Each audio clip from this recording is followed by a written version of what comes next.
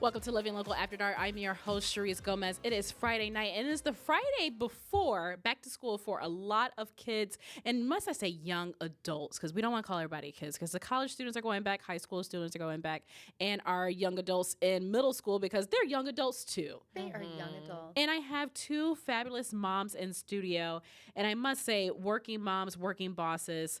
Dr. Priya Graywall, welcome. Thank you. And Chloe Kaplan, welcome. Thank you. Excited to have you both in the studio with me. It's always a good time. We were chatting before the segment, and I was like, wait a minute, this is good TV. Yes. Like, and we're just having a full girl chat. Like, turn the cameras on. Let's go ahead and do chat it. all the time. All the time. Everything All the we time. say should be recorded At all every times, let's get a moment. working. Not everything. That's true. That might be even better TV. Stuff that shouldn't be on TV. That's the reality That is show. the real After Dark. That's the real After Dark. Well, ladies, thanks so much for being here. We were talking all things back to school, and you both have little ones. And I say little ones because even if they're grown, they're still little and they're still our babies in our hearts. So I want to ask you all, first and foremost, we're talking about attachment, detachment, and how most kids are innately themselves out the womb. And I just experienced this week dropping my little girl off to pre-K 3 for the first time. So it's a first ever back to school Real experience. drop-off. Yeah, the first drop off. And I noticed that every kid was different. You had some kids who were holding on to their mom no matter what the age, middle school, elementary school, and her school is pre-K through 8th grade. Okay. And I saw some kids crying. Some kids were, underneath their mom's skirt, holding on to them tight and really anxious about starting the new day. And then you have Grace Gomez, who ran to the playground, told me and my husband to leave. Yeah. Because she's meeting new friends. Yeah. And Wow. gave us the peace sign. The best. It's And it's, Wow. yeah. But I had moms tell me, because I was sitting there like, where's my hug? Where's the tears? And some moms came up to me like, that's fine. No, be thankful for that. You But cry either way. yes, you cry Right? either you way. cry if your kid wants you. You cry if your kid doesn't. Yes. So then that's a valid, Lot of very valid point. emotions. So my question to you ladies is, what type of attachment style did your children have? But also, is there a right or wrong? Like, does everybody want what they don't have? Because I wanted the tears, and the moms who had the criers wanted the confident kid who ran off into the playground and enjoyed their lives. Yeah. What was your experience? What is your advice to other moms? My eldest is 18. I have 3 kids, 18, 15, and 11, girl, boy, girl. And they're 3 very different people. So yes, there's probably something to do with birth order and just me and how I parent and how lazier I am with the third child versus how I was with the eldest. That's the reality. I would of never it. use lazy and you in the same sentence. Wait, hold Never. on. Now back to school for me is like, do you have shoes? Do you have a backpack? Like, all right, Bye. we're good. See you later. Whereas like with my eldest, it's like we had everything in order. We had everything labeled. You know, you go back to school shopping for clothes. So I think having that eldest girl who's super independent, I think probably like Grace, like peace out, I'm out.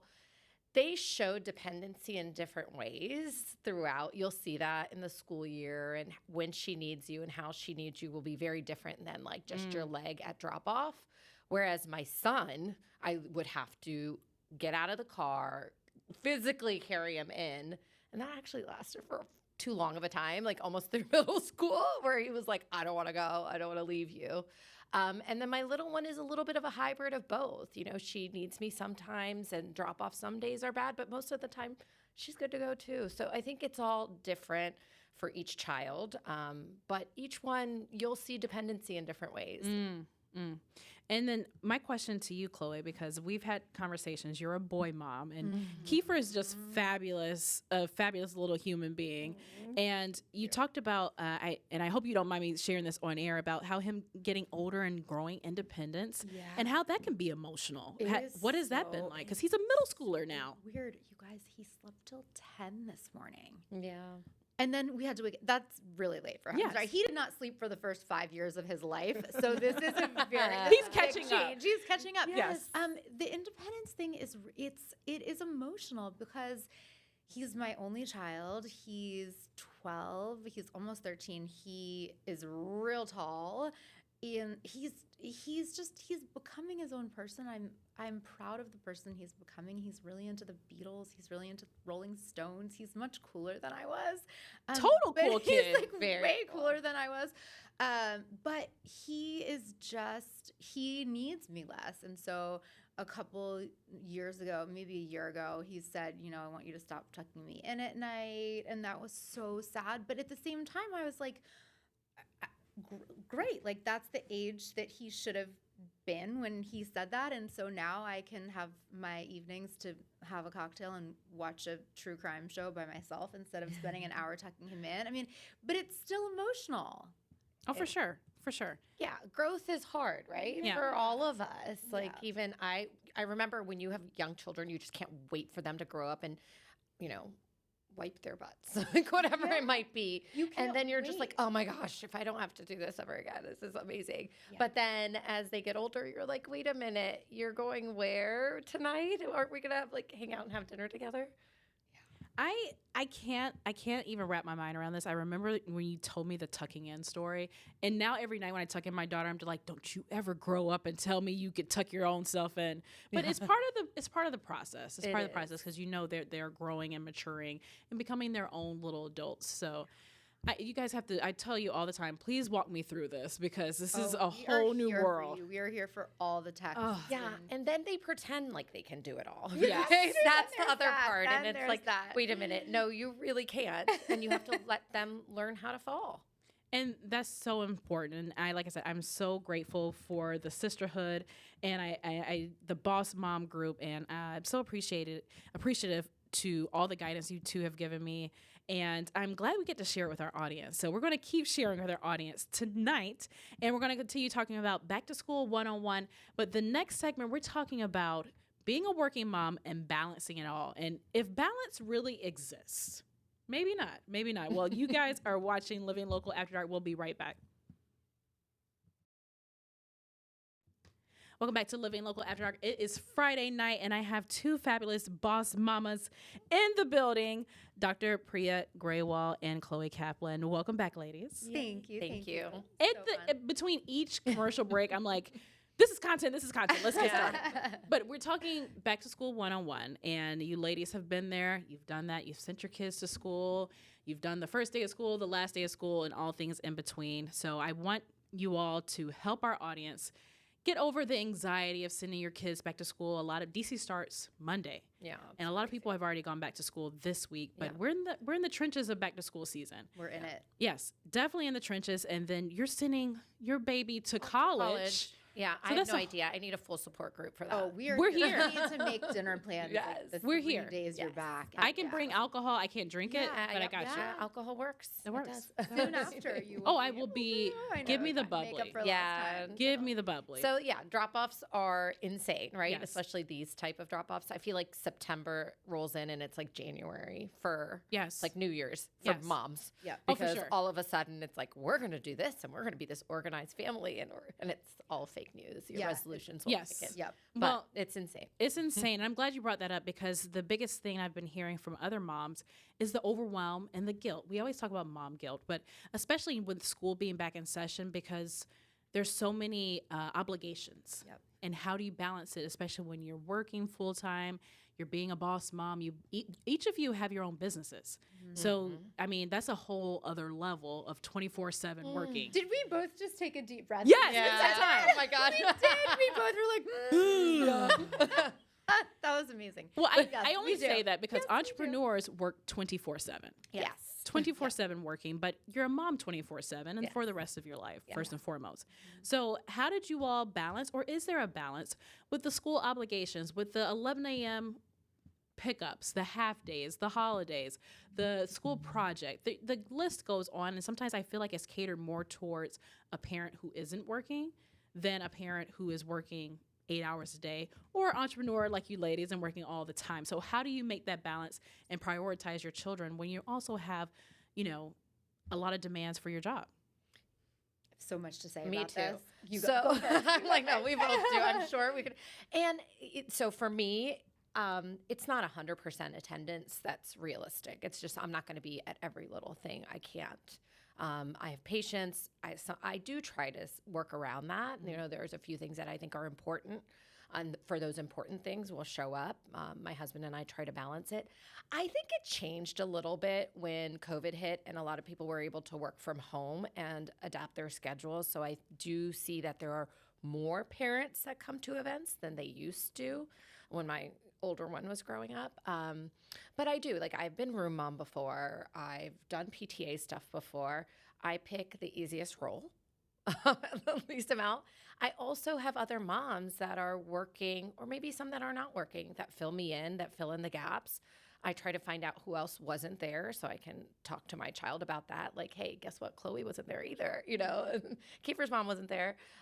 So that helps with the mom guilt. But, you know, as a business owner, that's my fourth child. So, and I want my kids to see that. I want them to see me working and prioritizing myself as well. So there's a balance to it, but you're never going to be in full balance at all times. We just hope that at the end it all balances out, but it's not going to be every day. And I love that you mentioned that. And I want to talk to you about more about this, Chloe. Is I had one of my coworkers when I first got pregnant told me that her mom was, you know, a CEO, a boss, and always traveling and working. But she said she admired it so much because her mom did the best she could to balance, but she always admired the working mom who was driven and goal-oriented and was always happy and fulfilled. And the fulfilled mom is the best mom. Oh, Yep. 100%.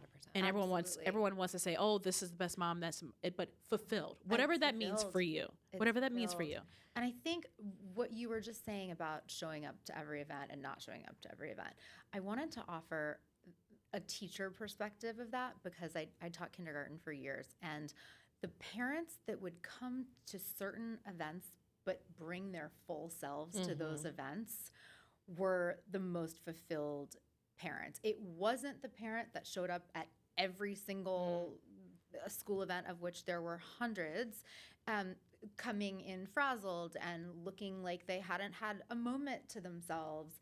It was the ones who would, and it certainly wasn't the ones who never came. I think that there's certainly a balance. I think it is really hard to have a parent who does not come to anything.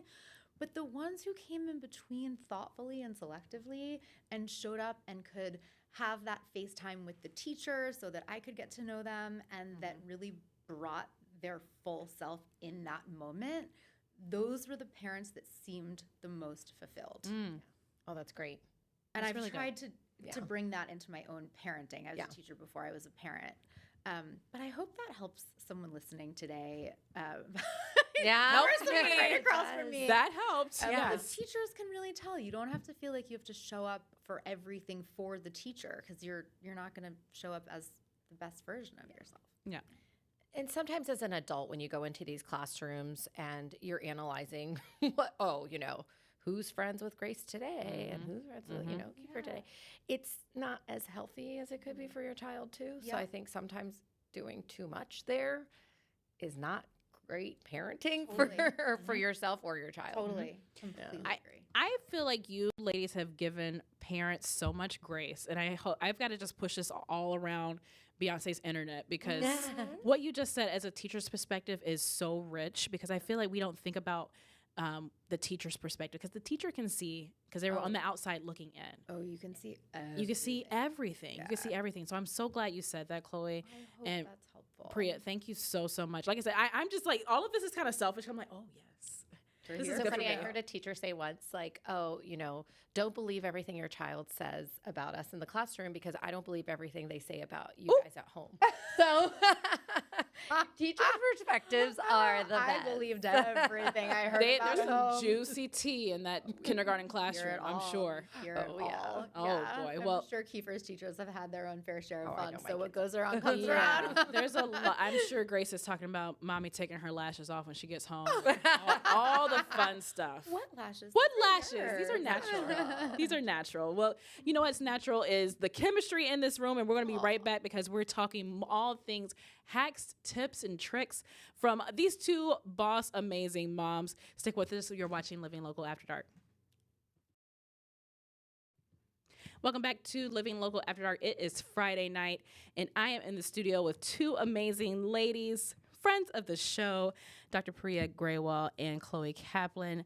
Ladies, thanks so much for being here. Such a you. pleasure. It's always a pleasure. So much fun. Always a pleasure I'm so to sad behold we're your in our lovely final faces. block. I know. It goes by too fast. Oh, The it show really needs to be does. at least 6 hours long. At least when it's us, it does. Yeah. At least 6 hours. At least 6 hours. Well, ladies, we've talked about all things back to school. We talked about detachment, attachment, feeling guilty, and also, what do you have to do with that anxiety on the first days of school? But now we're going to give tips and tricks. And I know you ladies have some because you know a thing or two about first days of school because you've been through a few. So tell us about what you would love to tell moms about that first day of school. Think back to your very first back to school experience, whether it's kindergarten with Kiefer, kindergarten with your oldest, or was it pre-K, or was it daycare? What did you wish somebody would have held your hand and said, Chloe, girl, you got this, A, B, and C. Priya, girl, you got this, A, B, and C. What is that advice that you would like to give to moms? I'm sure you have like real advice, like No, real tips on what you have to do. My tips is really to find your people. As moms, like you're not going to be friends with every mom in the class or anything like that, but you should reach out and you should find a few people that are kind of going through the same thing as you. And I think that's in a lot of stages of life, but definitely then looking at your child and realizing that you're probably crying more than they are is another thing. Like they are ready. They may not be. They may be crying. They may be holding your legs, but they are ready. And knowing that your anxiety doesn't have to be theirs is a big one. I think a lot of that is we channel that.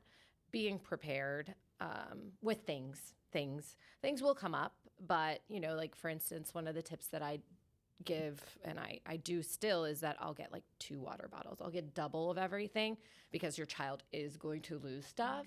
So there's no need to mess around at like 7:30 in the morning and scream about the water bottle or the lunchbox. So just do that. Picking clothes out the night before and being prepared on what the day is going to look like.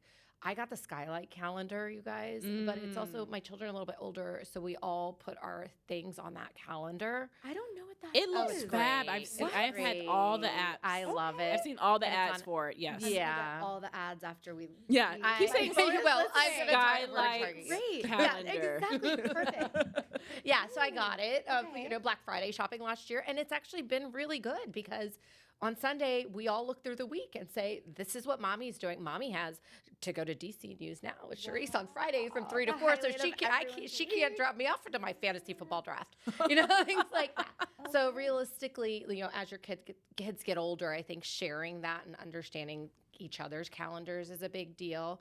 And keeping yourself busy. Being a mom is amazing. It's the best thing that's ever happened to me, but that's not my full identity. Yep. And I think that's a big deal too. I love So that good. she said, "Oh, I don't have too much to say." I And know. I don't have too many You're tips. just like and then drop gems on us, like the Really? 2 water Gems. bottles. Those Yeah. literal gems. Are you I kidding know. me? Are you I going to do know. the same thing? I Like, I know. don't have too much to No, say. Boom. she dropped all the wisdom. I'm like drowning in tip giving because it's back to school week and I have an education business and we're talking to tons and tons of family, and I do have some tips that I think are pretty good tips, but I'm not going to talk about them now. You can DM me later and I'm happy to share. I want to talk about an emotional moment tip. Because those are the ones that you can't plan for, and those are the Yeah. ones that you don't know when they're going to happen. But Kiefer's first day of kindergarten, I had taught kindergarten. I had wanted to have a child so badly when I was teaching kindergarten. So by the time I had my own child and he was in kindergarten, it was an emotional day. And I took him to his first day of school, and we were holding hands and we were walking up the stairs. And I had this like magic moment with another mom who was walking. I don't know what she looked like, but she had an older kid and she was walking by me and she saw me holding his hand and she said, "Memorize the moment of holding his hand because later he won't want to hold your hand on the first day of school." I'm gonna cry. I know. I'm covered in goosebumps. Oh. And I can't explain what it was because you hear all the time when you're parenting, "Oh, remember that?" Like, Yeah, enjoy yeah, that yeah. moment. It was something about that particular moment that all I held on to, in addition to his hand, Is there somebody? We have a special guest. Let's talk about holding hands. Let's talk about holding hands. Ever. You did not tell me that she Special was this guest. adorable. This is not fair. Special guest. Oh my Can you say goodness. hi? Hi. Grace. Now you have to hold your mom's Now we have. hand. Can you hold were my just hand? We're talking about holding hands. Okay, go for We it. were holding Now this is going to be even Oh better. my God, hold on. Can you imagine? I No, can't. we were just No. head to toe goosebumps. So, but anyway, it was this moment that you could not curate that has resonated the most with me over the years of just like this time, like I know this moment of me holding his hand will pass, and I just want to enjoy it.